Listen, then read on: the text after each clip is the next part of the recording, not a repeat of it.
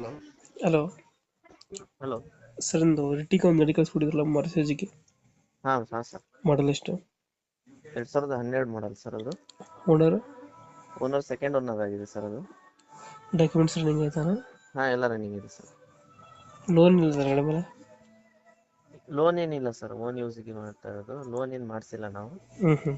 ಹಾ ಗಾಡಿ ರನ್ನಿಂಗ್ ಆಗಿರೋದು ಎಷ್ಟು? ಸರ್ 1,45,000 ಆಗಿದೆ. ಟೈರ್ಗಳನ್ನು? ಟೈರ್ಗಳು ಸರ್ ಫ್ರಂಟ್ 95% ಇದೆ, ಹ್ಞೂ. ಬ್ಯಾಕ್ ಸೈಡ್ ಒಂದು 75% ಇದೆ ಸರ್. 145 ಹೊಡಿದೆಯಾ?